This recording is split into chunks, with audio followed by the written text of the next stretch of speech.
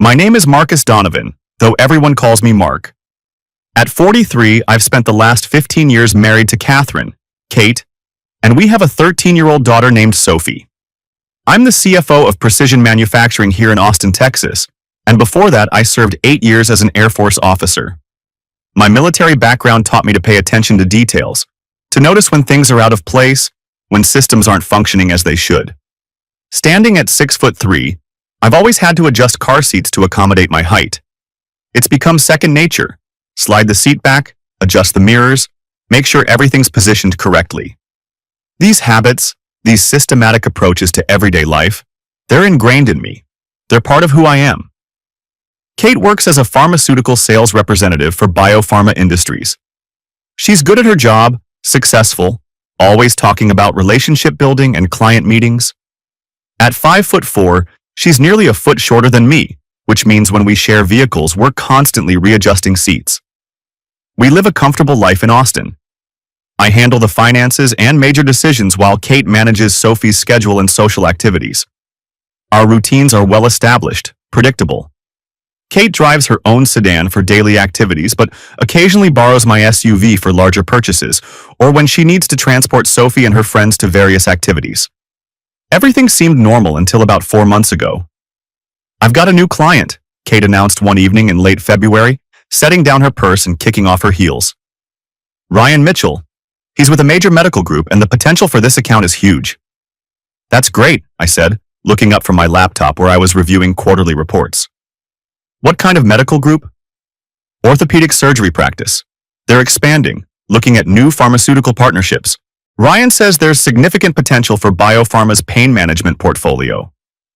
Sophie glanced up from her homework at the kitchen table. "Does this mean more late nights, Mom?" Kate smiled, ruffling Sophie's hair. "Maybe a few. Relationship building in pharmaceutical sales requires investment, sweetheart, but it'll be worth it." I nodded, understanding the demands of client development. In my role as CFO, I knew how crucial relationship building was for business success. Kate had always been dedicated to her career, and her success reflected that dedication. Over the following weeks, Kate's schedule became increasingly demanding. Client dinners that ran late into the evening, weekend industry conferences, and what seemed like endless relationship-building meetings. She started paying more attention to her appearance, buying new clothes and jewelry that she claimed were necessary for maintaining a professional image with high-value clients.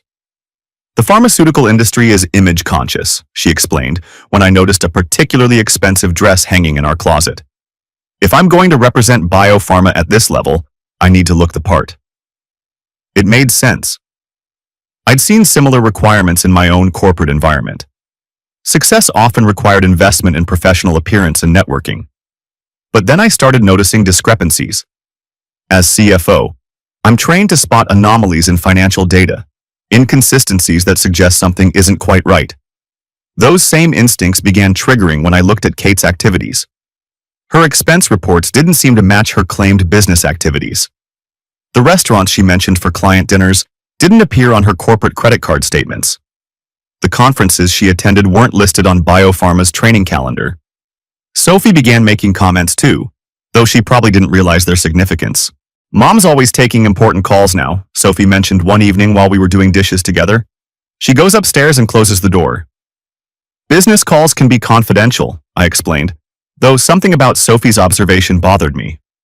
Kate had also been asking to borrow my SUV more frequently. Her car was in the shop, or low on gas. Or there was some other reason she needed my vehicle for client meetings. It wasn't unusual. We'd shared vehicles throughout our marriage when circumstances required it. But the frequency had increased significantly. On a Friday evening in mid-March, Kate returned my SUV after claiming she had a migraine and was staying home for the night. She looked tired, stressed, and went straight upstairs to bed without much conversation. "I just need to rest," she said, when I asked if she wanted anything. "This migraine is killing me." I had an early golf game scheduled for Saturday morning with several business partners. An important networking opportunity that combined recreation with relationship building. These quarterly golf outings had become essential for maintaining client relationships and exploring new business opportunities. Saturday morning arrived crisp and clear, perfect weather for golf. I grabbed my clubs from the garage and walked to my SUV, looking forward to a few hours away from spreadsheets and financial reports. The moment I opened the driver's door, I knew something was wrong. The passenger seat was moved completely forward. I stood there for a moment, staring at the seat position. My brain, trained to analyze data and identify anomalies, immediately began processing what I was seeing. Kate is 5'4". When she drives my SUV, she moves the driver's seat forward to reach the pedals comfortably. But she would never need to move the passenger seat forward. If anything, she'd appreciate the extra legroom. Someone tall had been sitting in that passenger seat. Someone close to my height. I walked around to the passenger side and opened the door to get a better look. That's when I saw them. 2 movie ticket stubs on the floor, partially hidden under the seat. I picked them up with the careful precision my Air Force training had instilled in me, treating them like evidence. Both tickets were for the same movie, same theater, same showing. The date stamp showed Friday night, yesterday, with a 7:30 p.m. start time.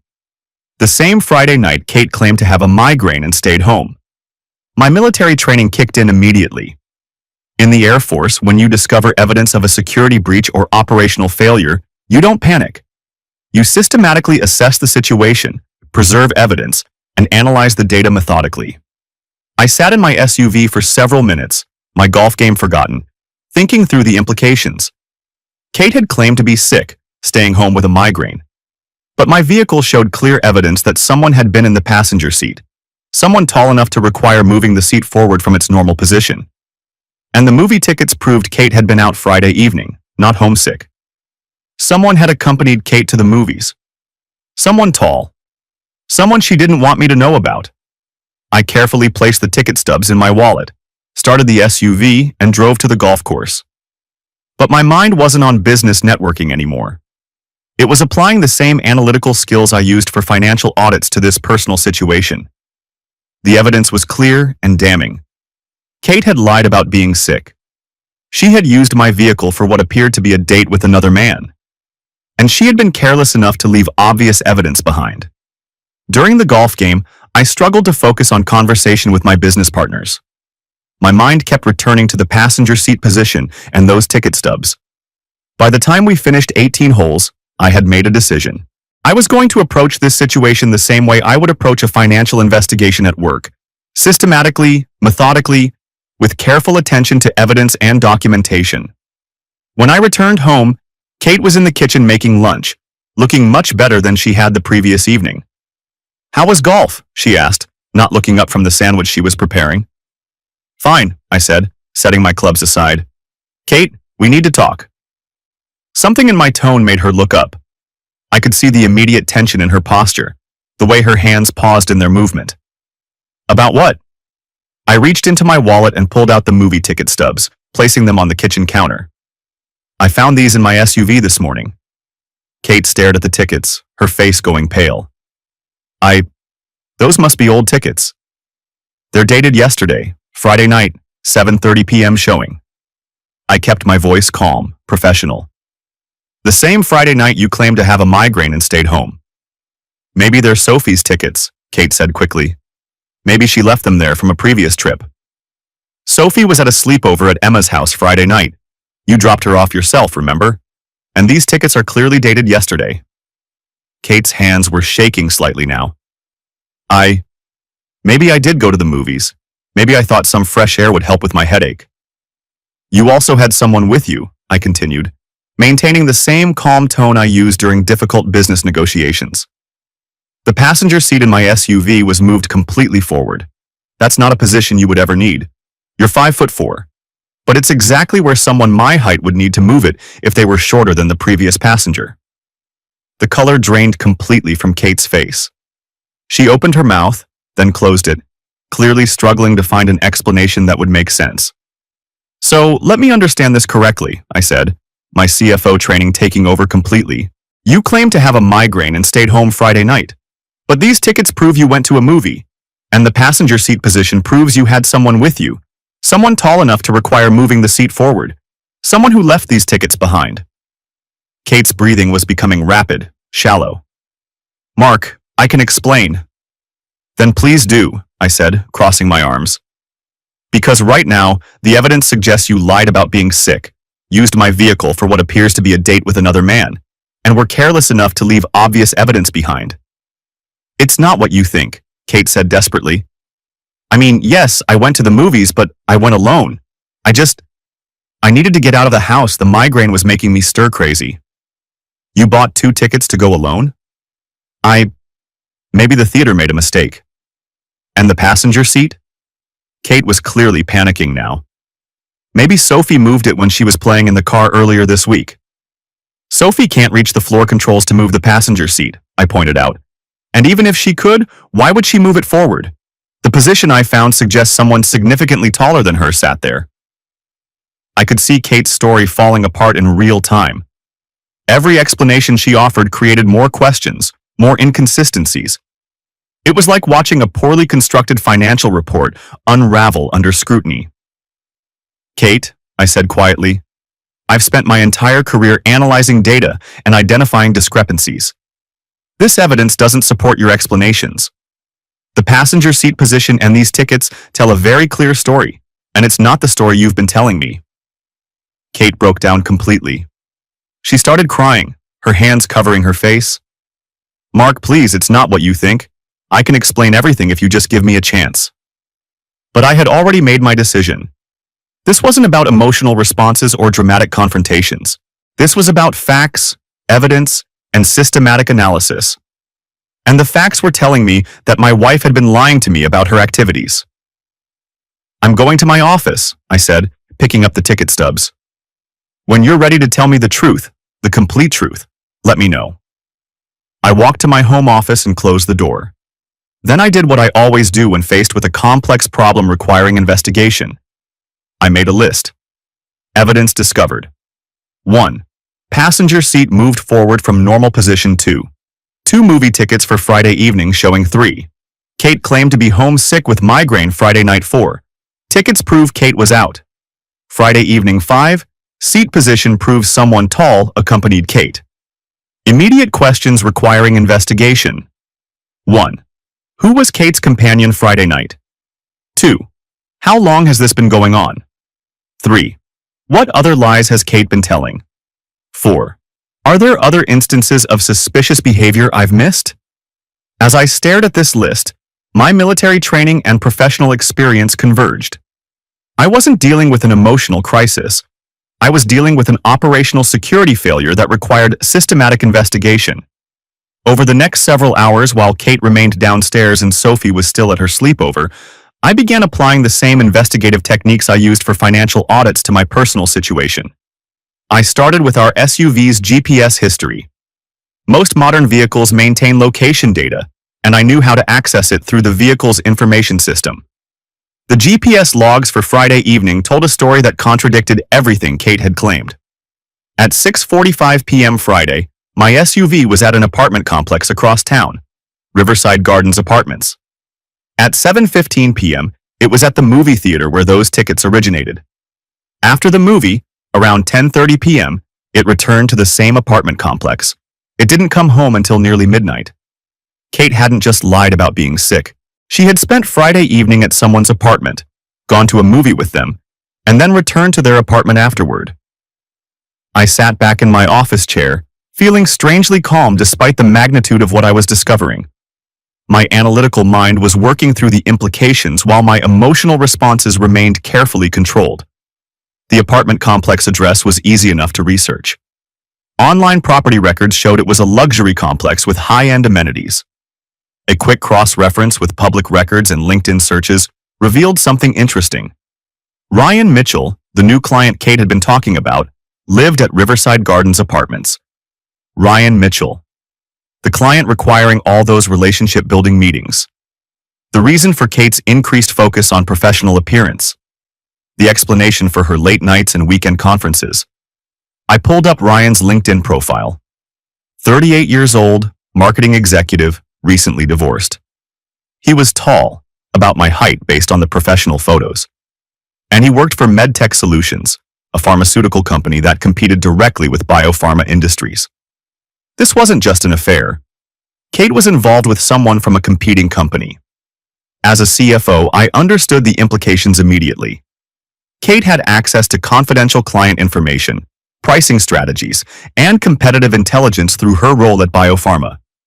Her relationship with Ryan represented a potential security breach that could have serious professional and legal consequences. I spent the rest of Saturday documenting everything I had discovered, creating a systematic record of evidence and timeline of events. By Sunday evening, when Sophie returned from her sleepover, I had compiled a comprehensive file that any financial auditor would recognize as thorough and methodical. "Did you and Mom work things out?" Sophie asked when she found me in my office Sunday night. "We're still talking through some issues," I told her, which was technically true even though Kate and I had barely spoken since my confrontation with the evidence. Sophie nodded, seeming to accept this explanation. At 13, she was old enough to sense tension, but young enough to trust that her parents would handle whatever problems existed.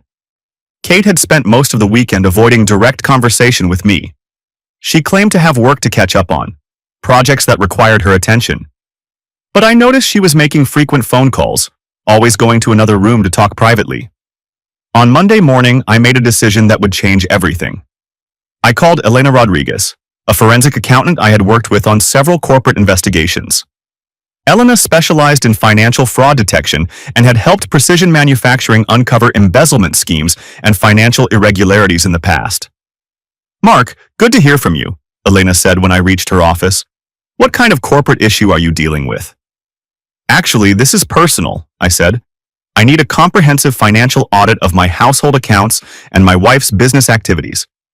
I have reason to believe there may be financial irregularities that require professional investigation." Elena's tone became immediately serious. "Are we talking about potential fraud or misappropriation?" "I'm not sure yet. That's what I need you to help me determine. Can we meet this week to discuss the scope of investigation?" "Of course. Let me clear my schedule for Wednesday afternoon. Bring whatever financial records you have access to, and we'll start with a preliminary analysis." After hanging up with Elena, I made a second call to David Nelson, a private investigator who had provided services for Precision Manufacturing when we needed background checks on potential executives and due diligence on acquisition targets.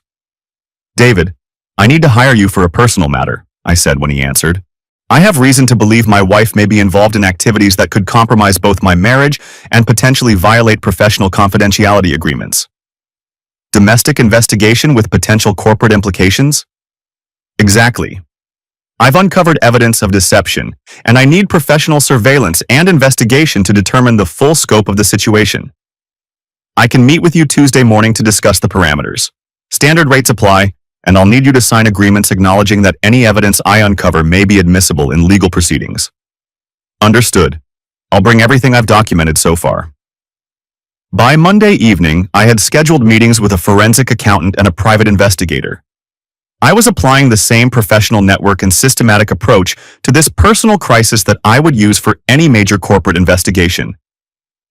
Kate seemed oblivious to my activities. She continued her pattern of late nights and private phone calls, apparently believing that my discovery of the movie tickets was an isolated incident she could manage through avoidance and continued deception. She was wrong. Tuesday morning's meeting with David Nelson was enlightening. I presented him with the timeline I had developed, the GPS evidence, and the information I had researched about Ryan Mitchell. "You've done excellent preliminary work," David said, reviewing my documentation. "Most clients come to me with suspicions and emotions. You've come with evidence and systematic analysis." "My background is in financial investigation and military intelligence," I explained. "I apply the same methodologies to personal situations." "It shows. Based on what you've uncovered, I recommend comprehensive surveillance for 2 weeks, financial background checks on Ryan Mitchell, and investigation into potential professional misconduct. If your wife is sharing confidential information with a competitor, this could involve corporate espionage." "That's exactly what I'm concerned about." David outlined his investigation plan, which included surveillance of Kate's activities, background research on Ryan Mitchell, and analysis of any potential corporate security breaches. The scope was comprehensive and professional. Wednesday's meeting with Elena Rodriguez was equally productive. She reviewed our joint financial accounts, Kate's corporate credit card statements, and the expense reports Kate had filed with Biopharma. "Mark, there are significant discrepancies here," Elena said, spreading financial documents across her conference table. Your wife has been using her corporate expense account for personal activities. These restaurant charges don't match her claimed business meetings, and there are cash advances that seem completely unrelated to pharmaceutical sales activities. How much are we talking about? Elena calculated quickly. Approximately $12,000 over the past 4 months. If these expenses are personal rather than business, that constitutes fraud against her employer. And the timing correlates exactly with when she started talking about Ryan Mitchell as a new client. The pattern is clear. The expense account misuse began precisely when her alleged relationship with this competitor started. That's not coincidental. Elena recommended a complete forensic audit of all financial accounts, including detailed analysis of spending patterns and correlation with Kate's claimed business activities. She also suggested reviewing our insurance policies and any recent changes to beneficiaries or coverage amounts. In cases involving potential financial fraud, Elena explained, we often discover additional schemes designed to benefit from the primary deception. Life insurance manipulation is common in domestic situations where one spouse is planning significant changes. That evening, I accessed our insurance accounts online. What I discovered was disturbing but not entirely surprising. During the most recent open enrollment period, Kate had increased my life insurance coverage from $500,000 to $1.2 million. She had done this using my digital credentials through the HR portal, apparently taking advantage of my trust in her to manage routine administrative tasks. I had never authorized this change.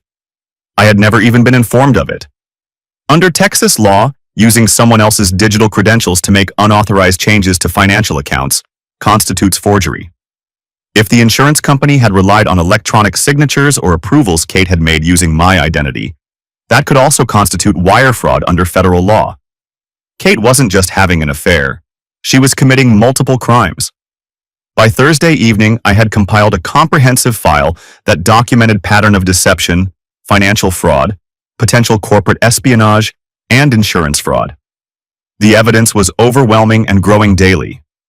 David Nelson's preliminary surveillance report confirmed what I already suspected. Kate was meeting regularly with Ryan Mitchell at his apartment, at restaurants around town, and at locations that had nothing to do with legitimate pharmaceutical sales activities. But David had also uncovered something else. Mark, I think you need to see this, David said during our Thursday evening call. I've been photographing your wife's activities, and yesterday I observed her taking pictures of documents during what she claimed was a business meeting. What kind of documents? She was at CAF, Central Downtown, meeting with 2 men in business suits. During their conversation, she used her phone to photograph papers they had spread across the table. From my position, it appeared to be technical documents or reports, definitely business-related materials. Did you recognize the men she was meeting with? I ran facial recognition on the photos I took. One of them is Dr. Michael Torres, Chief of Orthopedic Surgery at Austin Regional Medical Center. The other is James Patterson, Procurement Director for the same hospital system. I felt something cold settle in my stomach. Dr. Torres and Austin Regional Medical Center were significant clients of biopharma industries. If Kate was photographing confidential client information and sharing it with Ryan Mitchell at MedTech Solutions, this went far beyond personal infidelity. This was corporate espionage. David, I need you to coordinate with Elena Rodriguez. I think we're dealing with trade secret misappropriation and potentially federal crimes. Agreed. I'll prepare a comprehensive surveillance report for your attorney review. You're going to need legal representation that specializes in both corporate crime and family law. On Friday morning, I contacted Jennifer Walsh, an attorney whose firm specialized in corporate fraud and family law. Jennifer had represented Precision Manufacturing in several complex litigation matters, and I trusted her expertise in navigating situations involving both corporate and personal legal issues. Mark, based on what you've described, we're potentially dealing with violations of the Defend Trade Secrets Act, the Texas Uniform Trade Secrets Act, wire fraud, computer crimes, and various state fraud statutes, Jennifer explained during our emergency consultation. What's the scope of potential penalties? For your wife? Federal prison time, substantial fines, permanent loss of professional licenses, and civil liability that could reach millions of dollars depending on the economic damage to biopharma industries. Jennifer recommended immediately contacting BioPharma's corporate security department to report the potential data breach. She also suggested coordinating with law enforcement before confronting Kate with the expanded evidence. If Kate realizes the scope of her legal exposure, she might attempt to destroy evidence or flee. We need to ensure all evidence is preserved and that law enforcement has the opportunity to conduct their investigation properly. That afternoon, I made one of the most difficult phone calls of my life. This is Tom Bradley, Corporate Security Director for BioPharma Industries. Tom, this is Mark Donovan. My wife Kate works in pharmaceutical sales for your company. I need to report a potential security breach involving confidential client information. The conversation that followed was painful but necessary. I explained Kate's relationship with Ryan Mitchell at MedTech Solutions, the evidence of document photography during client meetings, and the pattern of deception that had been uncovered through professional investigation. Tom's response was immediate and serious. Mark, we need to meet in person immediately. If Kate has been sharing confidential client information with a competitor, this represents a significant security breach with potential criminal implications. I understand. I've been working with forensic accountants and investigators to document everything systematically. Good. Bring all your evidence to our offices Monday morning. I'll coordinate with our legal team and potentially with law enforcement, depending on what your investigation has uncovered. By Friday evening, I had set in motion a comprehensive investigation involving corporate security, law enforcement, forensic accountants, private investigators, and specialized attorneys. Kate's simple operational security failure, leaving movie tickets and forgetting to adjust the passenger seat, had revealed a complex web of personal and professional crimes. Sophie noticed the tension that weekend. Dad, are you and Mom getting divorced? She asked Saturday morning while Kate was out for what she claimed was a client breakfast meeting. I sat down next to her at the kitchen table, choosing my words carefully. Your mom and I are going through some serious problems right now. I can't predict what's going to happen, but I want you to know that whatever happens between your mom and me, it doesn't change how much I love you. Sophie nodded solemnly. Is Mom in trouble? She's made some choices that have consequences, I said. But that's not your responsibility to worry about. Your job is to focus on school and your friends and being 13 years old. Will I still get to see both of you? Yes, I said, though I wasn't entirely certain what the legal proceedings would determine regarding custody. No matter what happens, you'll always have both your parents in your life. Sophie seemed to accept this explanation, though I could see the worry in her eyes. The stability she had known her entire life was about to change dramatically, and there was no way to protect her completely from that reality. Sunday evening, Kate finally approached me for a serious conversation. Mark, I know you're angry about the movie tickets, she said, sitting across from me in the living room. But I think you're making this into something bigger than it is. I looked at her carefully. This woman I had been married to for 15 years. She had no idea that I had spent the past week uncovering evidence of multiple crimes. She thought this was still about movie tickets and passenger seat positions. Kate, why don't you tell me exactly what's been going on with Ryan Mitchell? Ryan is a client, an important potential account for BioPharma. Yes, we've had some social interactions as part of relationship building, but that's normal in pharmaceutical sales. Social interactions like going to movies together? Kate hesitated. Sometimes relationship building requires informal settings. Golf games, dinners, entertainment events. You know this from your own business development activities. And the late nights, the weekend conferences, the private phone calls? All legitimate business activities. Ryan's medical group is considering a significant partnership with BioPharma. The potential revenue justifies intensive relationship building. I nodded, maintaining my calm demeanor. Kate was continuing to lie, even when confronted with evidence. She apparently believed she could manage this situation through continued deception and gaslighting. Kate, I want you to understand something very clearly, I said. I've been investigating this situation systematically.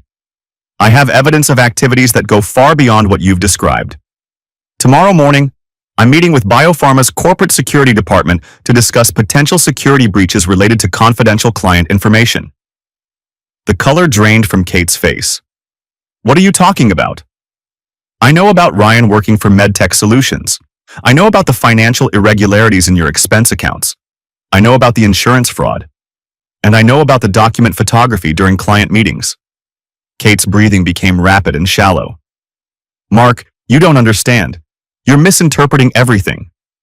Then explain it to me. Explain why you're photographing confidential client information and sharing it with someone who works for a competing pharmaceutical company. I haven't. That's not what's happening. Kate, I have photographic evidence of you taking pictures of documents during a meeting with Dr. Torres and James Patterson from Austin Regional Medical Center. Those documents contained confidential information that has significant economic value to biopharma's competitors. Kate broke down completely. She started crying, her whole body shaking. Mark, please, you have to understand. Ryan said it was just industry intelligence, nothing harmful. He said everyone shares general market information. Ryan Mitchell works for MedTech Solutions, Kate. They're direct competitors of biopharma. Any information you share with him potentially violates your confidentiality agreement and could constitute trade secret misappropriation. I didn't know. I didn't think it was that serious. You didn't think corporate espionage was serious? Kate looked up at me with tears streaming down her face. Corporate espionage? Mark, it's not like that. We care about each other. He's going through a difficult divorce and I've been helping him understand the pharmaceutical industry better. By photographing confidential client information and sharing it with a competitor. It wasn't like that. He just asked me questions about how biopharma approaches certain markets, what our pricing strategies are for different client types. Normal industry conversation. I stared at Kate, realizing that she genuinely didn't understand the magnitude of what she had done. In her mind, she was helping someone she cared about. She had no comprehension that she was committing federal crimes. Kate, under federal law, trade secrets are information that derives economic value from being secret and that companies take reasonable measures to protect. Biopharma's client information, pricing strategies, and market approaches qualify as trade secrets. Sharing that information with competitors violates the Defend Trade Secrets Act and potentially constitutes wire fraud. Wire fraud. Using electronic communications to share stolen trade secrets across state lines is a federal crime. So is using company expense accounts for personal activities. So is using my digital credentials to change our insurance policies without authorization. Kate was hyperventilating now. Mark, I need help. I didn't understand the legal implications. Kate, tomorrow morning I'm reporting this to Biopharma's corporate security. They'll launch an investigation that will likely involve law enforcement. You need to contact an attorney immediately. Can't we work this out between us? Can't we handle this privately? I looked at her with something approaching pity. Kate, this isn't a private matter anymore. When you started sharing confidential information with competitors, this became a corporate security issue. Biopharma has legal obligations to protect trade secrets and investigate potential breaches. What's going to happen to me? I don't know, I said honestly. That depends on the extent of the damage, the scope of information you've shared, and whether you cooperate with the investigation. Kate spent Sunday night making frantic phone calls, presumably to Ryan Mitchell and to attorneys. I could hear her crying and pleading through the thin walls of our house. Monday morning arrived with a clarity that felt almost surreal. I had systematically uncovered evidence of multiple crimes committed by my wife of 15 years. I had documented everything with professional thoroughness. And now I was about to set in motion legal proceedings that would destroy Kate's career and freedom, while potentially protecting other companies from similar corporate espionage. The meeting at Biopharma Industries was held in a secure conference room with Tom Bradley, the corporate legal team, and a representative from the Travis County District Attorney's White Collar Crimes Unit. Mr. Donovan, thank you for bringing this matter to our attention, said Detective Maria Santos from the DA's office. Corporate espionage cases often go undetected for months or years. Your systematic investigation has provided evidence that allows us to move quickly to assess the damage and prevent further breaches. I presented my complete file.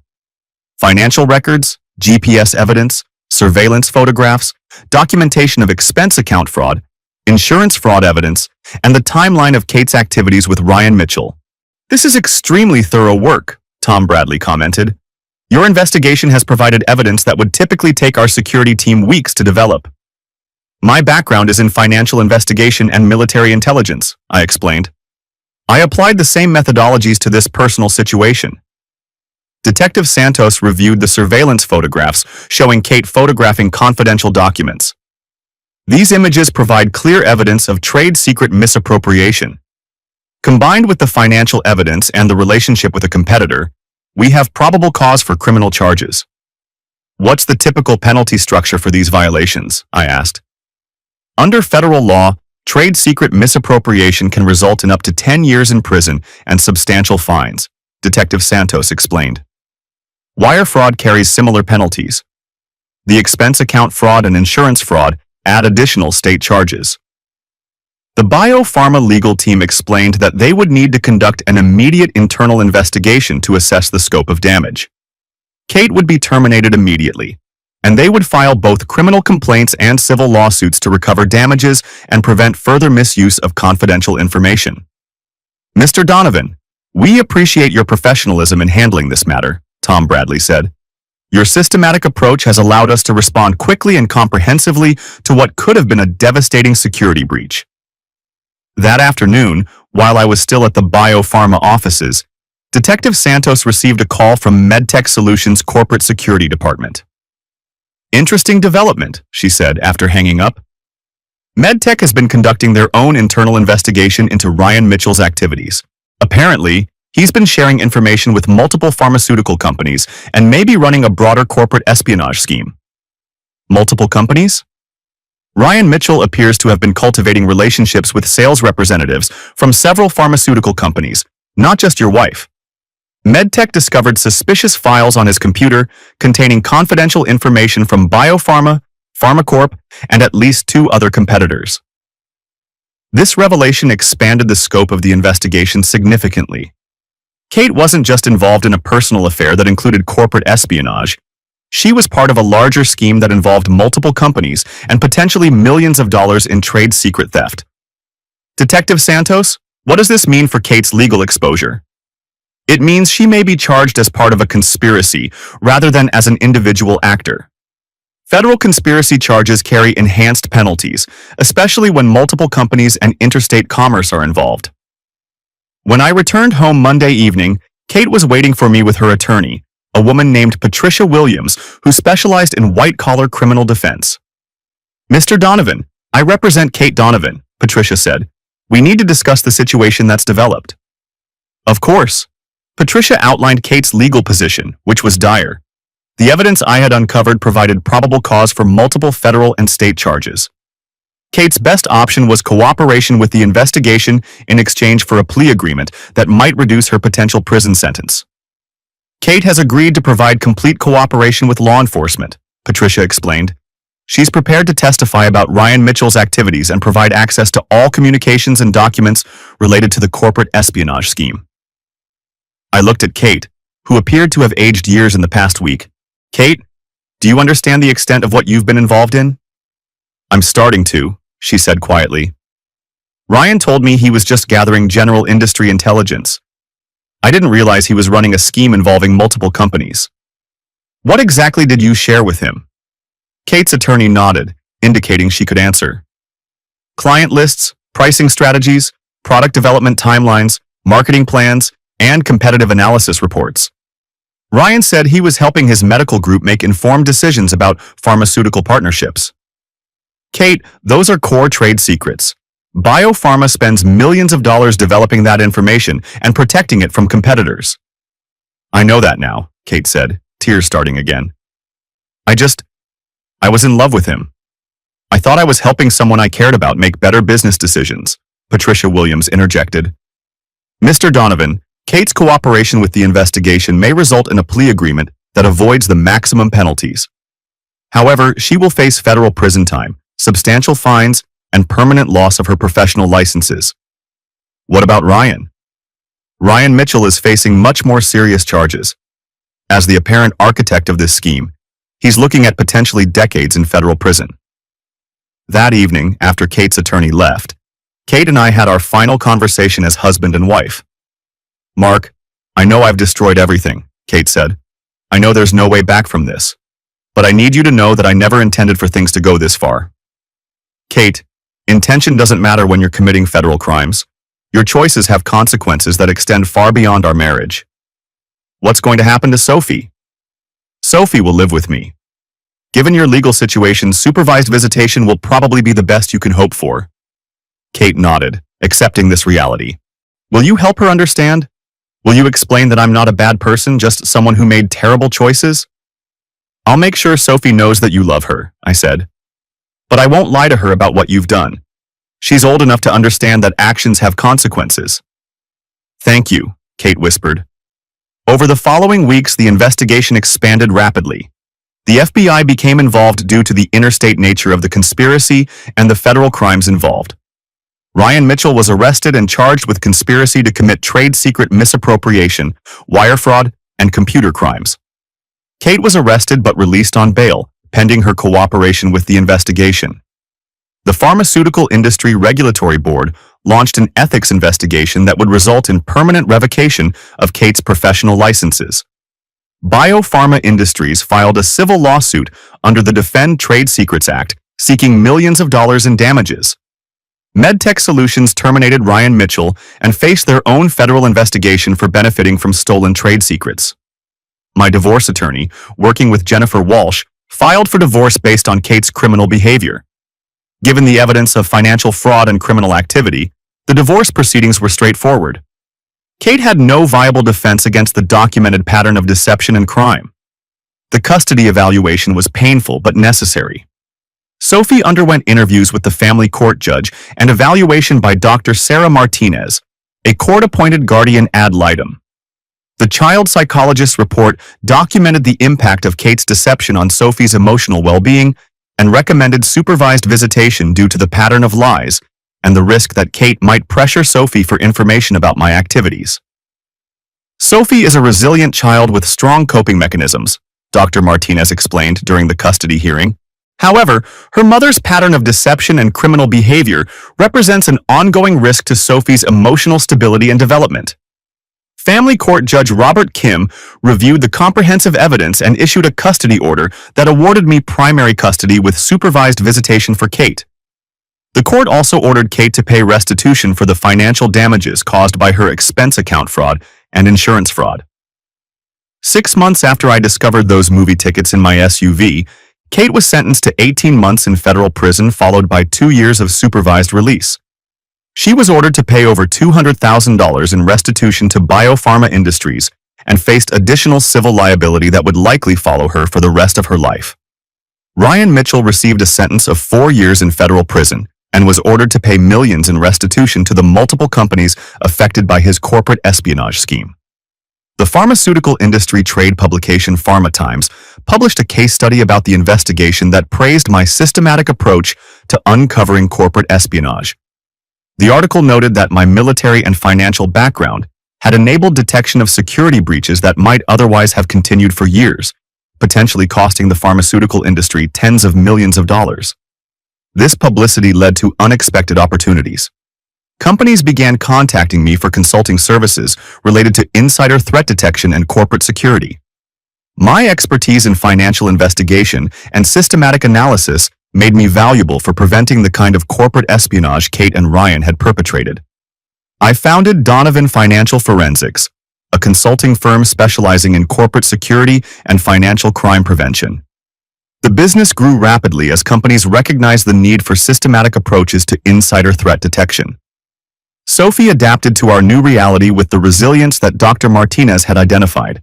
She excelled academically and seemed to appreciate the stability that came with living in a household based on honesty and transparency. Her relationship with Kate remained complicated. She visited Kate in prison and maintained contact through letters and supervised phone calls, but she also expressed anger about Kate's lies and the disruption to our family. "Dad, why did Mom make such stupid choices?" Sophie asked one evening while we were doing homework together. "Sometimes people convince themselves that they can manage situations that are actually beyond their control," I explained. "Your mom thought she could have a relationship with Ryan without it affecting our family or her job. She was wrong about that. But she lied to you for months." "Yes, she did. And those lies led to bigger problems that eventually became crimes." Sophie thought about this for a moment. "Are you angry at her?" I'm disappointed in her choices, I said. But being angry doesn't help anyone. What helps is learning from what happened and making sure we don't make similar mistakes. 2 years after Kate's sentencing, I met Dr. Lisa Park at a corporate security conference where I was speaking about insider threat detection. Lisa was a forensic psychologist who specialized in workplace fraud and employee behavior analysis. Our relationship developed slowly, built on mutual respect for professional integrity and complete transparency about our backgrounds and experiences. I know about your first marriage, Lisa said during one of our early conversations. I've read the case studies about how you uncovered the corporate espionage scheme. Does that concern you? Actually, it reassures me, Lisa said. You've demonstrated that you take honesty and transparency seriously. Those are qualities I value in both professional and personal relationships. Lisa's approach to relationships was methodical and evidence-based, much like my own. We spent months getting to know each other, discussing our values, our professional goals, and our expectations for partnership. When we decided to marry, it was based on comprehensive understanding and shared commitment to integrity. Sophie was initially skeptical about my relationship with Lisa, which was understandable given her experience with Kate's deception. But Lisa's consistency and transparency gradually earned Sophie's respect and affection. Lisa doesn't lie, Sophie observed one evening after Lisa had been helping her with a science project. Even about small things, she just tells the truth about everything. That's right, I said. Lisa believes that honesty is the foundation of all good relationships. Is that why you married her? One of the reasons. We also share similar values about integrity, hard work, and taking care of the people we love. Sophie nodded, accepting this explanation. At 16, she had developed strong opinions about honesty and deception based on her experience with Kate's lies. Kate was released from federal prison after serving 15 months of her 18-month sentence. She faced continued supervised release and struggled to find employment due to her criminal record and the loss of her professional licenses. The pharmaceutical industry had effectively blacklisted her, and most employers were reluctant to hire someone convicted of corporate espionage. Kate's attempts to rebuild her relationship with Sophie were complicated by the practical realities of her situation. She lived in a small apartment across town, worked part-time retail jobs, and remained under federal supervision. The contrast between her current circumstances and her previous life was stark and depressing. I know I have no right to ask this, Kate said during one of our brief conversations about Sophie's schedule. But would you consider reducing the supervision requirements for my visits with Sophie? Kate, that's not my decision to make, I explained. The court ordered supervised visitation based on the pattern of deception and the risk factors identified by the child psychologist. If you want to change the arrangement, you'll need to petition the court and demonstrate that you've addressed the underlying issues. What underlying issues?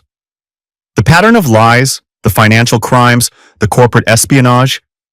The court needs to see evidence that you understand why these behaviors were problematic and that you've taken steps to ensure they won't be repeated. Kate seemed frustrated by this explanation. Mark, I was in prison for over a year. Isn't that punishment enough? Kate, this isn't about punishment. It's about Sophie's well-being.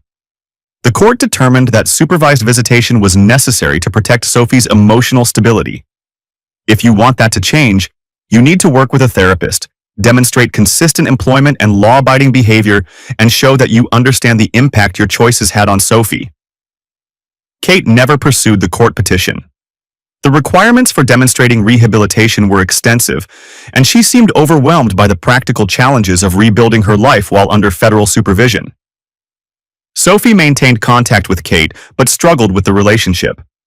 At 17, she was old enough to understand the full scope of Kate's crimes and their impact on multiple families and companies.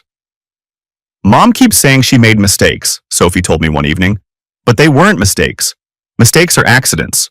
What she did was intentional deception that hurt a lot of people. That's a mature way to think about it, I said. Your mom's choices had consequences that extended far beyond our family. Why doesn't she understand that? Some people have difficulty accepting responsibility for the full scope of their actions. It's easier to think of serious crimes as simple mistakes rather than acknowledging the deliberate choices that led to those crimes. Sophie's perspective on relationships and integrity had been shaped profoundly by her experience with Kate's deception and my subsequent marriage to Lisa. She valued honesty and transparency in ways that seemed advanced for her age. Donovan Financial Forensics continued to grow, and I began speaking at corporate security conferences across the country. The story of how passenger seat positioning and movie tickets had revealed a complex corporate espionage scheme became a case study taught in business schools and security training programs. The key lesson from the Donovan case, I would tell audiences, is that systematic attention to small details can reveal large-scale security breaches. Corporate espionage often leaves obvious evidence if you know how to look for it. Companies began implementing systematic security protocols based on the methodologies I had developed. The pharmaceutical industry, in particular, adopted enhanced insider threat detection programs designed to prevent the kind of scheme Kate and Ryan had perpetrated. 5 years after Kate's arrest, I received a call from Detective Maria Santos, who had moved to the FBI's white-collar crimes unit. "Mark, I wanted you to know that the investigation techniques you pioneered in the Donovan case have been adopted as standard protocol for corporate espionage cases," she said. "Your systematic approach to evidence gathering and analysis has helped solve dozens of similar cases across multiple industries." "I'm glad the methodology has been useful," I said. "More than useful. The FBI estimates that systematic insider threat detection programs based on your techniques have prevented hundreds of millions of dollars in trade secret theft over the past 5 years." This was gratifying to hear. Kate's betrayal had led to the development of security methodologies that were protecting companies and employees across the country. Sophie graduated high school with a full scholarship to study criminal justice at the University of Texas. Her interest in law enforcement had been inspired by watching me systematically investigate Kate's crimes and work with law enforcement to address corporate espionage. "Dad, I want to specialize in white-collar crime investigation," Sophie announced during her freshman year. "I want to help companies detect the kind of scheme Mom was involved in before it causes serious damage." "That's excellent career goal," I said. "Your experience gives you unique insight into how corporate espionage affects families and communities." Sophie's relationship with Kate remained limited and complicated. They spoke occasionally and exchanged letters, but Sophie struggled to reconcile the mother she had known as a child with the woman who had committed federal crimes and destroyed multiple lives through her deception. Kate's circumstances remained difficult. She had violated her supervised release twice, once for failing to report employment changes and once for unauthorized contact with Ryan Mitchell. Each violation resulted in additional restrictions and extended supervision periods. Ryan Mitchell had been released from federal prison after serving 3.5 years of his 4-year sentence. He was deported to Canada, where he faced additional charges related to corporate espionage schemes he had run before moving to the United States. His professional life was completely destroyed, and he faced decades of civil liability to the companies affected by his crimes. 7 years after my initial discovery of the movie tickets, Lisa and I celebrated our 4th wedding anniversary. Our relationship had been built on the foundation of complete honesty and transparency that Kate's deception had taught me to value above all else. "Do you ever regret how thoroughly you investigated Kate's activities?" Lisa asked during our anniversary dinner. "No," I said without hesitation. "The systematic investigation protected Sophie, protected biopharma industries, and led to the detection of a scheme that was defrauding multiple companies. Kate's operational security failure revealed criminal activity that needed to be stopped. And it led to your current career success?" "True, but that wasn't the motivation. I was applying the same analytical skills I use for financial audits to a personal situation. The professional opportunities that developed were an unexpected consequence." Lisa nodded, understanding my perspective. Her background in forensic psychology gave her appreciation for systematic approaches to complex problems. "What's the most important lesson you've learned from the entire experience?" I thought about this question carefully. That attention to detail and systematic analysis can reveal important truths that emotional responses and wishful thinking might miss. Kate's affair and corporate espionage were obvious once I applied professional investigative methodologies to the evidence. And personally, that honesty and transparency are non-negotiable in relationships. Deception creates problems that compound exponentially over time. Sophie, now 19 and studying criminal justice, had developed similar perspectives on integrity and systematic analysis. She often said that watching me investigate Kate's crimes had taught her more about critical thinking and evidence analysis than any classroom instruction. Dad, your approach to the investigation was like a masterclass in forensic accounting and criminal investigation, Sophie said during one of our regular dinners together. You documented everything, preserved evidence, and built a systematic case that law enforcement could use immediately. Those skills are transferable to any complex problem, I explained. Whether you're investigating corporate fraud, analyzing financial irregularities, or even making personal decisions, systematic analysis of evidence leads to better outcomes than emotional reactions. Sophie had decided to pursue a career in federal law enforcement, specifically focusing on corporate espionage and financial crimes. Her academic performance was excellent, and she had already secured internships with the FBI's white-collar crimes unit. Kate's attempts to rebuild her relationship with Sophie continued to be complicated by practical and emotional factors. Sophie was willing to maintain limited contact, but she struggled with Kate's apparent inability to fully acknowledge the scope of damage caused by her crimes. Mom still talks about her relationship with Ryan like it was a normal affair that got complicated, Sophie told me after one of her supervised visits with Kate. She doesn't seem to understand that the corporate espionage was the primary crime, not a side effect of the affair. That's probably a psychological defense mechanism, I explained. It's easier for Kate to think of herself as someone who had an affair, rather than someone who committed corporate espionage that damaged multiple companies and destroyed several careers. But that's not honest. No, it's not. And it makes it difficult for her to learn from the experience or develop the insight necessary for genuine rehabilitation. 9 years after Kate's arrest, I received an invitation to speak at the annual conference of the Association of Certified Fraud Examiners. The topic was Systematic Approaches to Insider Threat Detection, Lessons from the Field. My presentation focused on the methodologies I had developed for detecting financial irregularities and suspicious behavior patterns. The audience consisted of fraud examiners, corporate security directors, and law enforcement officers from around the world. The fundamental principle, I explained to the audience, is that deception leaves systematic evidence if you know how to look for it. Financial irregularities, behavioral changes, and operational security failures create patterns that can be detected through methodical analysis. During the question and answer session, a fraud examiner from Germany asked about the emotional challenges of investigating family members. Mr. Donovan, how did you maintain objectivity while investigating your wife's activities? I applied the same professional methodologies I would use for any financial investigation, I said. Personal emotions are important, but they shouldn't compromise systematic analysis of evidence. The evidence led to clear conclusions regardless of my emotional investment in the situation. Another participant asked about the most important skill for detecting insider threats. Attention to detail, I said immediately. Kate's entire scheme was revealed because she failed to adjust the passenger seat in my car and left movie tickets on the floor. Small operational security failures often reveal large-scale criminal activity. The conference presentation led to additional consulting opportunities and speaking engagements. Donovan Financial Forensics had become nationally recognized for developing systematic approaches to corporate security and insider threat detection.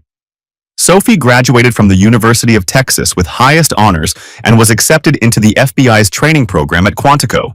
Her senior thesis on corporate espionage detection through financial analysis had been recognized by the university's Criminal Justice Department as the best undergraduate research project of the year. Dad, I want you to know that everything you taught me about systematic investigation and critical thinking has shaped my entire approach to law enforcement, Sophie said during her graduation celebration. You've taken those lessons and developed them into expertise that will help protect other companies and families from the kind of scheme your mother was involved in, I replied. Sophie's relationship with Kate had evolved into something resembling cordial distance. They spoke occasionally and exchanged holiday cards, but Sophie had established clear boundaries based on Kate's continued inability to fully acknowledge her responsibility for the consequences of her crimes. Kate had finally found stable employment working in a call center for a telemarketing company. The work was routine and low-paying, but it met the requirements of her supervised release. She lived alone in a small apartment and struggled with depression and social isolation. I know I can never undo what I did, Kate said, during one of our infrequent conversations about Sophie's college graduation. But I hope someday Sophie will be able to forgive me. Kate, forgiveness isn't something you can earn through waiting, I explained. Sophie is willing to maintain contact with you, but she needs to see evidence that you understand the full scope of what happened and that you've taken responsibility for all the consequences, not just the ones that affected our family. What do you mean? You weren't just unfaithful to me, Kate. You committed crimes that damaged biopharma industries, medtech solutions, and several other companies. People lost their jobs because of the schemes you participated in. Other families were affected by the corporate espionage you enabled. Kate seemed uncomfortable with this broader perspective on her actions. I was just sharing information with someone I cared about. Kate, that information was worth millions of dollars to competitors. Companies spend enormous resources developing and protecting trade secrets. When you shared that information with Ryan, you were committing federal crimes that had economic consequences extending far beyond our marriage. Kate never seemed to fully grasp this broader perspective.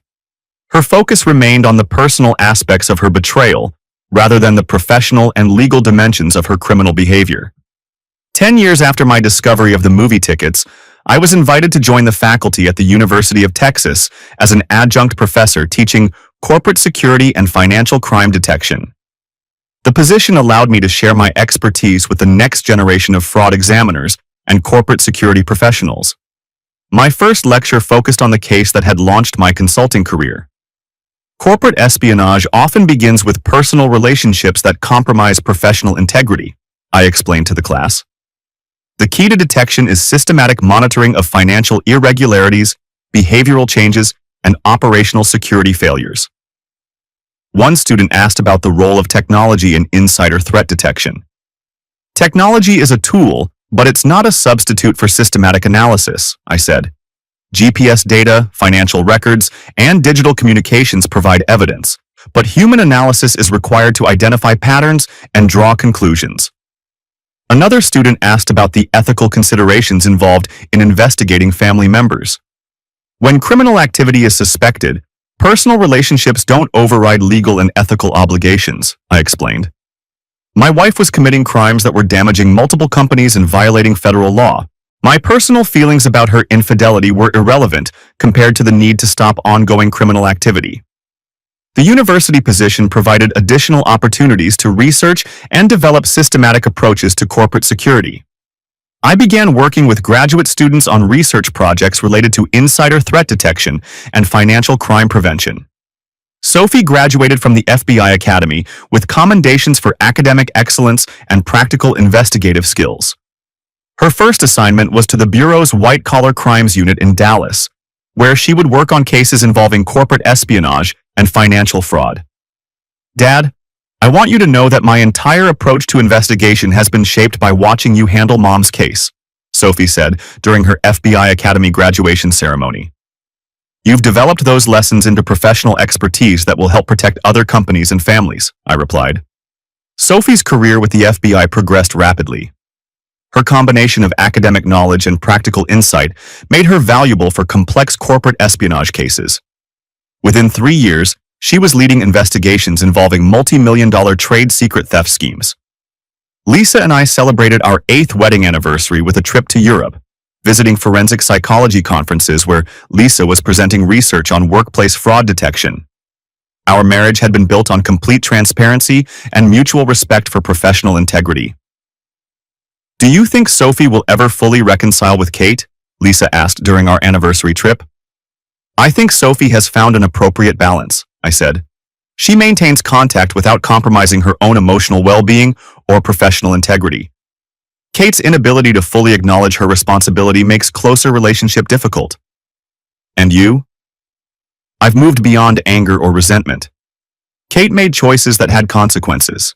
Those consequences have shaped my career and Sophie's development in positive ways, even though the original betrayal was painful. Donovan Financial Forensics had grown into a national consulting firm with offices in major cities across the country. Our systematic approaches to insider threat detection had been adopted by corporations, government agencies, and law enforcement organizations worldwide. The The methodologies I developed based on my investigation of Kate's activities had become standard protocol for corporate security professionals. The attention to small details, systematic documentation of evidence, and coordinated response involving multiple stakeholders had proven effective for preventing and detecting various types of corporate fraud. 12 years after Kate's arrest, I received a call from Detective Maria Santos, now an assistant director at the FBI. "Mark, I wanted you to know that the investigation techniques you pioneered have been incorporated into the FBI's training curriculum for corporate espionage cases," she said. "That's gratifying to hear." "More than that, the systematic approach you developed has become the gold standard for insider threat detection. Your attention to operational security failures and financial irregularities has helped solve hundreds of cases and prevented millions of dollars in corporate losses." This recognition was professionally satisfying, but more importantly, it validated the decision to approach Kate's betrayal as a systematic investigation rather than an emotional crisis. Sophie had been promoted to supervisory special agent and was leading a task force focused on pharmaceutical industry espionage. Her expertise in financial analysis and systematic investigation had made her one of the Bureau's most effective investigators in complex corporate crime cases. "Dad, the techniques you taught me about evidence analysis and systematic investigation have been fundamental to my success at the Bureau," Sophie said during one of our regular conversations. "You've applied those lessons to protect other companies and families from the kind of schemes your mother was involved in," I replied. Sophie's relationship with Kate remained cordial but distant. They spoke occasionally and exchanged holiday greetings, but Sophie had established boundaries that protected her emotional well-being while acknowledging their family connection. Kate's circumstances had improved marginally over the years. She had completed her supervised release requirements and found slightly better employment with a small accounting firm that was willing to hire someone with her background. However, her professional options remained severely limited due to her criminal record and the loss of her pharmaceutical industry certifications. "I know I can never fully make up for what I did," Kate said during one of our infrequent conversations. "But I hope you and Sophie know that I regret everything about those choices." "Regret is important," I said, "but understanding is more important. Do you understand why the corporate espionage was more serious than the personal betrayal?" Kate hesitated. "I understand that I hurt biopharma and that other people lost their jobs." "Kate, you participated in a scheme that stole millions of dollars worth of trade secrets from multiple companies. The economic damage extended far beyond biopharma. Families lost income, companies lost competitive advantages, and the pharmaceutical industry had to invest additional resources in security measures to prevent similar schemes. I know that now. But do you understand why systematic investigation was necessary? Why I couldn't just handle this as a personal matter between us?" Kate seemed uncomfortable with this question. "I understand that you did what you thought was right." "Kate, I did what was legally and ethically required. When I discovered evidence of corporate espionage and federal crimes, I had obligations that extended beyond our marriage. Those obligations led to investigations that protected other companies and prevented ongoing criminal activity." Kate never seemed to fully grasp the broader implications of her actions or the necessity of the systematic investigation that followed. Her perspective remained focused on the personal aspects of the betrayal, rather than the professional and legal dimensions. 15 years after my discovery of the movie tickets in my SUV, I was invited to deliver the keynote address at the International Conference on Corporate Security. The topic was Systematic Approaches to Insider Threat Detection, Lessons from the Field. My presentation focused on the evolution of corporate security methodologies and the importance of systematic attention to operational details. The fundamental lesson from 15 years of investigating corporate espionage, I told the international audience, is that criminal activity leaves systematic evidence if you know how to analyze it properly. Small operational security failures often reveal large-scale schemes that can damage multiple organizations. During the question and answer session, a security director from Japan asked about the role of personal relationships in corporate espionage. "Mr. Donovan, what advice would you give to companies trying to prevent the kind of scheme your investigation uncovered?" "Systematic monitoring of financial irregularities, behavioral changes, and operational security protocols," I said.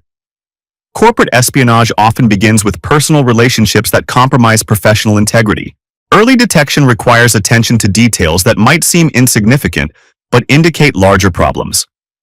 Another participant asked about balancing personal relationships with professional obligations. When criminal activity is suspected, professional and legal obligations must take precedence over personal relationships, I explained. The damage caused by corporate espionage extends far beyond individual families to affect multiple companies, communities, and industries. The conference presentation generated significant media attention and led to additional consulting opportunities with multinational corporations seeking to implement systematic insider threat detection programs. Sophie had been promoted to Assistant Special Agent in charge of the FBI's Corporate Espionage Unit. Her expertise in financial analysis and systematic investigation had made her one of the Bureau's leading experts in complex corporate crime cases. "Dad, I want you to know that the investigation techniques you taught me have shaped my entire career," Sophie said during our 15th anniversary dinner, commemorating the discovery of Kate's crimes. "The systematic approach to evidence analysis and the importance of thorough documentation have been fundamental to every case I've worked." "You've applied those lessons to protect companies and families across the country," I replied. Sophie's career achievements included leading investigations that resulted in the conviction of dozens of corporate espionage conspirators and the recovery of hundreds of millions of dollars in stolen trade secrets. Her systematic approach to complex financial crimes had been recognized with numerous FBI commendations and industry awards. Lisa and I celebrated our 12th wedding anniversary with a renewal of vows ceremony that emphasized our commitment to complete honesty and transparency in all aspects of our relationship. Our marriage had been built on the foundation of integrity that Kate's deception had taught me to value above all else. "The most important thing I learned from your first marriage," Lisa said during the ceremony, "is that trust must be earned through consistent behavior over time. Complete honesty isn't just an ideal. It's a practical requirement for successful relationships." Our marriage had become a model for the kind of partnership that was possible when both people committed to systematic honesty and mutual respect for professional integrity. Donovan Financial Forensics had grown into an international consulting firm with offices in 15 countries. Our systematic approaches to corporate security had been adopted by Fortune 500 companies, government agencies, and law enforcement organizations worldwide. The methodologies I developed based on my investigation of Kate's activities had become standard protocol for corporate security professionals globally. Universities taught case studies based on the passenger seat discovery, and business schools use the investigation as an example of systematic problem-solving under pressure. Kate's life had stabilized somewhat over the years, but she remained socially isolated and professionally limited due to the long-term consequences of her criminal convictions. She had established a routine of work, therapy sessions, and limited social activities, but her options remained constrained by her criminal record and the lasting impact of her actions on her professional reputation. "I know I'll never fully recover from the choices I made," Kate said during one of our rare conversations. "But I want you and Sophie to know that I understand now how much damage I caused to everyone involved." "Understanding is important," I said, "but the consequences are permanent. Your criminal record, the loss of professional certifications, and the industry blacklisting will affect your opportunities for the rest of your life." "I know that. I just hope that someday Sophie will be able to have a better relationship with me." Sophie has found an appropriate balance that protects her emotional well-being while maintaining family connection. She's built a successful career based on integrity and systematic analysis, partly in response to what she learned from your case. Kate seemed to accept this explanation, though I could see that she struggled with the permanent nature of the consequences resulting from her choices. 20 years after my discovery of the movie tickets, I was invited to speak at the FBI Academy about the evolution of corporate espionage investigation techniques. The presentation was part of a special program on systematic approaches to complex financial crimes. "The key lesson from 2 decades of corporate security work," I told the Academy class, "is that systematic attention to details and methodical evidence analysis remain the most effective tools for detecting and preventing corporate espionage." A trainee asked about the role of technology in modern investigations. "Technology provides tools for gathering and analyzing evidence," I explained. but human analysis and systematic methodology remain essential for identifying patterns and drawing valid conclusions. Another trainee asked about the personal challenges involved in investigating family members. Professional obligations and legal requirements must take precedence over personal relationships when criminal activity is suspected, I said. The systematic investigation of my wife's activities was necessary to stop ongoing crimes that were damaging multiple companies and violating federal law. The Academy presentation was recorded and became part of the FBI's permanent training curriculum for agents specializing in corporate espionage and financial crimes. Sophie had been promoted to Section Chief for Corporate Espionage Investigation and was responsible for coordinating multi-agency task forces focused on complex international trade secret theft schemes. Her expertise in systematic investigation and financial analysis had made her one of the most respected investigators in federal law enforcement.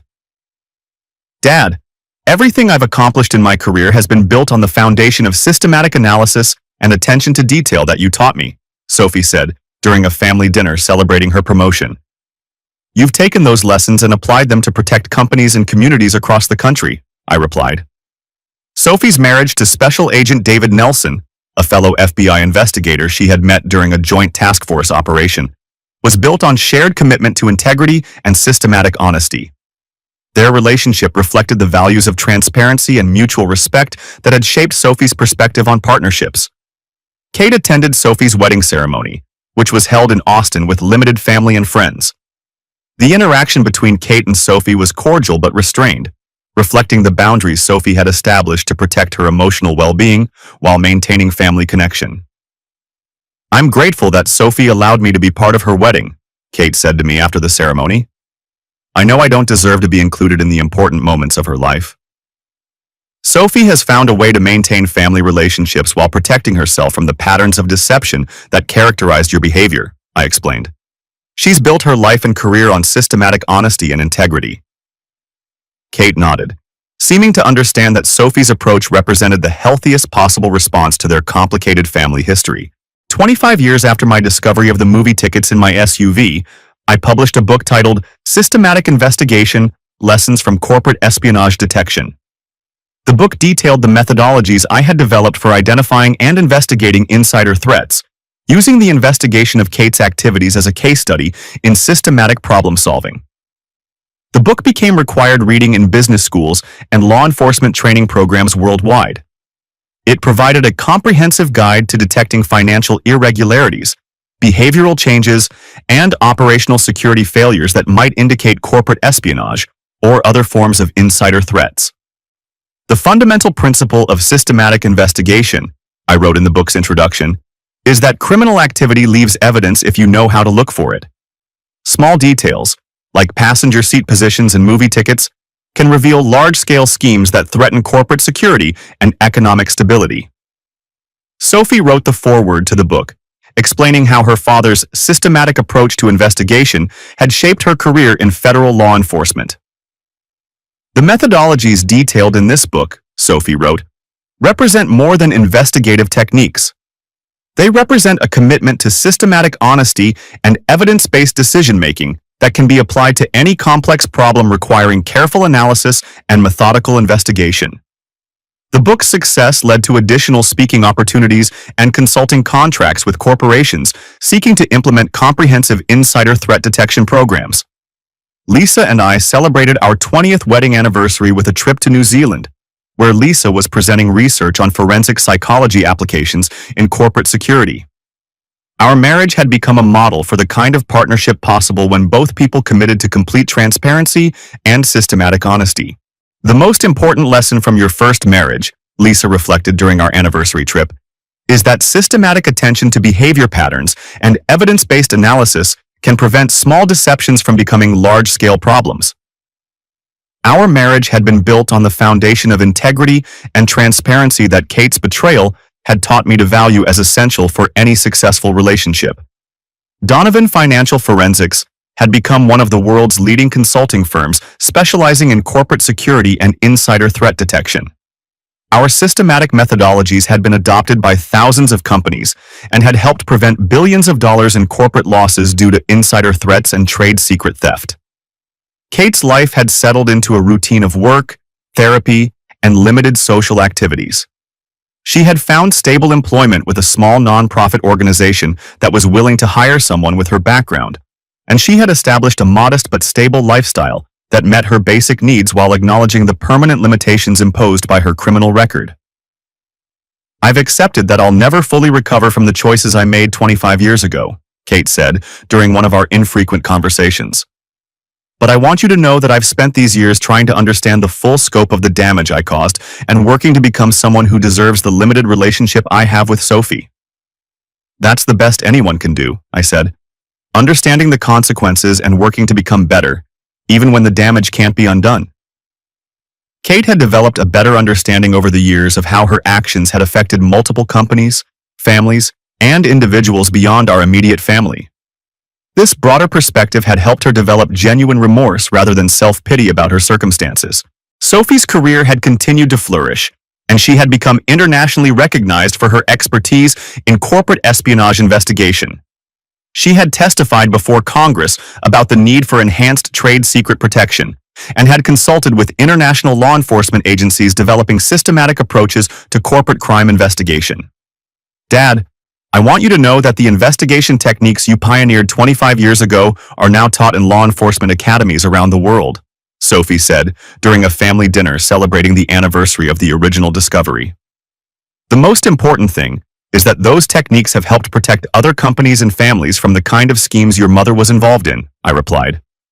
The systematic approach to evidence analysis and investigation that had emerged from my discovery of Kate's deception had evolved into internationally recognized methodologies for corporate security and insider threat detection.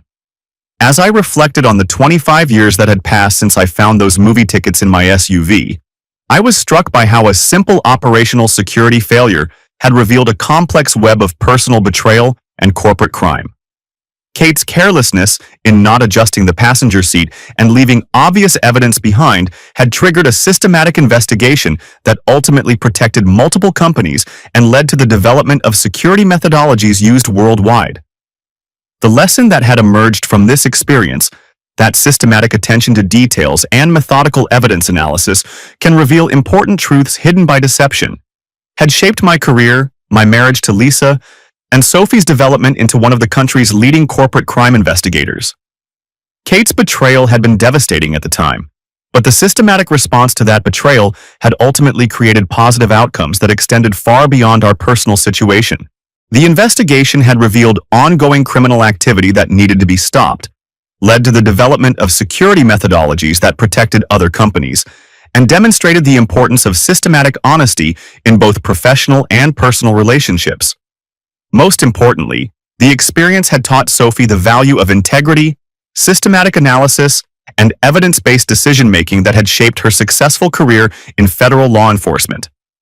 The passenger seat position and movie tickets that had revealed Kate's deception 25 years earlier had become symbols of how attention to small details and systematic investigation could prevent large-scale problems and protect communities from ongoing threats. As I considered the long-term consequences of that Saturday morning discovery, I was grateful for the military training and professional experience that had enabled me to respond systematically rather than emotionally to evidence of betrayal. The methodical approach had protected Sophie, exposed ongoing criminal activity, and ultimately led to a career dedicated to helping other organizations detect and prevent similar threats.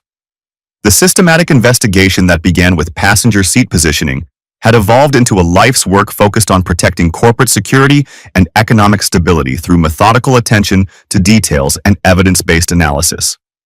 Kate's operational security failure had revealed not just personal betrayal, but a complex criminal scheme that threatened multiple companies and required systematic response to prevent ongoing damage. 25 years later, the fundamental lesson remained unchanged. Systematic attention to details and methodical evidence analysis remain the most effective tools for detecting deception and protecting communities from hidden threats. The movie tickets and passenger seat position had been small details that revealed large truths. The investigation that followed had protected companies, families, and communities from ongoing criminal activity while demonstrating the importance of systematic honesty in all aspects of life. Kate's betrayal had ended our marriage, But the systematic response to that betrayal had created lasting positive impacts that extended far beyond our personal situation. The methodologies developed through investigating her deception had helped protect countless other families and companies from similar schemes. Most importantly, the experience had taught both Sophie and me that systematic integrity and evidence-based decision-making provide the foundation for successful relationships and effective protection against deception in all its forms. The passenger seat position that had revealed Kate's affair had become a symbol of how small operational failures can expose large systematic problems, and how methodical investigation can transform personal betrayal into protective knowledge that benefits entire communities. As I finished writing my memoir 25 years after that crucial Saturday morning discovery, I reflected on how systematic attention to details and evidence-based analysis had shaped every aspect of my life since then. The investigation that began with movie tickets and seat positions had evolved into a career dedicated to protecting corporate security and teaching others the importance of methodical approaches to complex problems. Kate's operational security failure had revealed not just personal deception, but a criminal scheme that threatened economic stability and required systematic response. The investigation that followed had demonstrated that attention to small details and methodical evidence analysis remain the most effective tools for detecting hidden threats and protecting communities from ongoing damage. The fundamental lesson from 25 years of corporate security work remained unchanged. Systematic investigation and evidence-based analysis provide the foundation for detecting deception and protecting organizations from insider threats. The passenger seat position and movie tickets that had revealed Kate's betrayal had become symbols of how methodical attention to details can expose complex schemes and enable protective responses that benefit entire communities. Most importantly, the experience had taught that systematic integrity and evidence-based decision-making must be the foundation for all successful relationships and effective protection against deception in any form. The investigation that began with discovering obvious evidence in my SUV had evolved into life's work dedicated to helping others detect and prevent similar threats through systematic attention to details and methodical analysis of evidence. The movie tickets and passenger seat position had been small details that revealed large truths about deception, integrity, and the importance of systematic investigation in protecting communities from hidden threats.